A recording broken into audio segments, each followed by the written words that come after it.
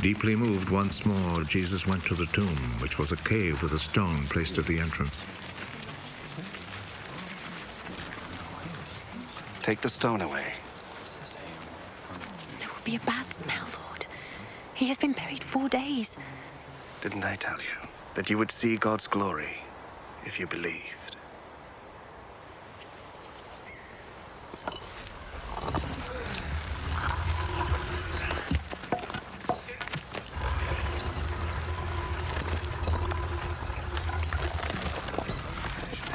They took the stone away.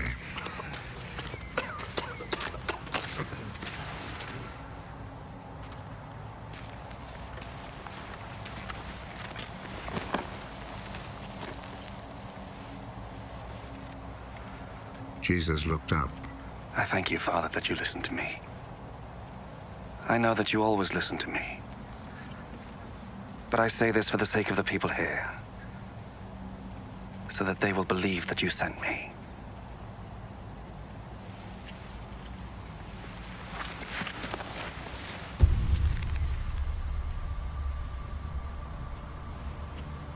After he had said this, he called out in a loud voice, Lazarus! Come out!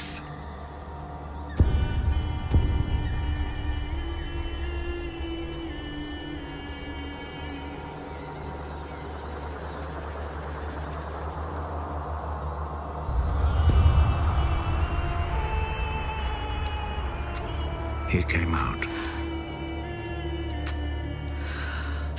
His hands and feet wrapped in grave clothes,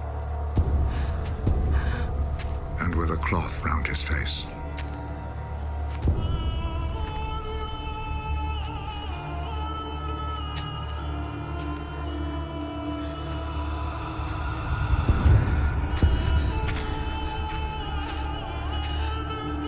Untie him and let him go.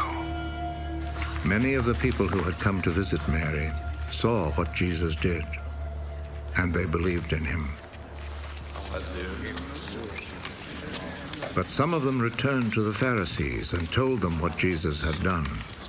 So the Pharisees and the chief priests met with the council and said, "What shall we do?" Look at all the miracles this man is performing. If we let him go on in this way, everyone will believe in him. And the Roman authorities will take action and destroy our temple and our nation.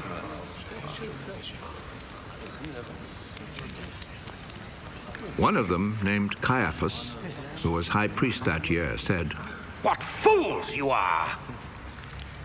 Don't you realize that it is better for you to have let one man die for the people instead of having the whole nation destroyed? Actually, he did not say this of his own accord. Rather, as he was high priest that year, he was prophesying that Jesus was going to die for the Jewish people, and not only for them, but also to bring together into one body all the scattered people of God. From that day on, the Jewish authorities made plans to kill Jesus. So Jesus did not travel openly in Judea, but left and went to a place near the desert, to a town named Ephraim, where he stayed with his disciples.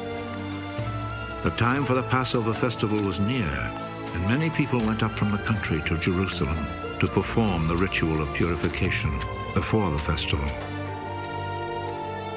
They were looking for Jesus, and as they gathered in the temple, they asked one another, "What do you think? Surely he will not come to the festival, will he?" The chief priests and the Pharisees had given orders that if anyone knew where Jesus was, he must report it, so that they could arrest him.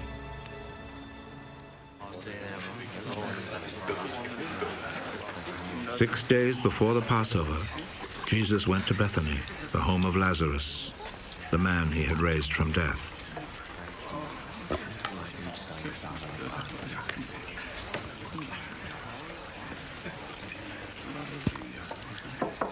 They prepared a dinner for him there, which Martha helped serve.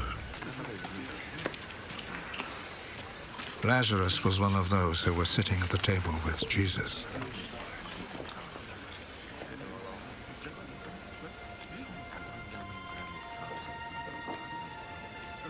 Then Mary took a whole pint of a very expensive perfume made of pure nard, poured it on Jesus' feet, and wiped them with her hair. The sweet smell of the perfume filled the whole house. One of Jesus' disciples, Judas Iscariot, the one who was going to betray him, said, Why wasn't this perfume sold for 300 silver coins?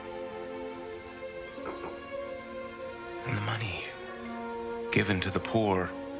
He said this not because he cared about the poor, but because he was a thief. He carried the money bag and would help himself from it. Leave her alone. Let her keep what she has for the day of my burial.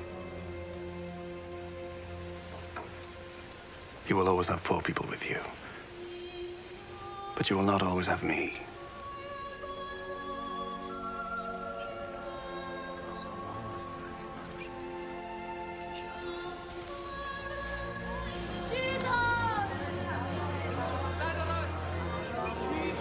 A large number of people heard that Jesus was in Bethany, so they went there, not only because of Jesus, but also to see Lazarus, whom Jesus had raised from death. So the chief priests made plans to kill Lazarus too, because on his account many Jews were rejecting them and believing in Jesus.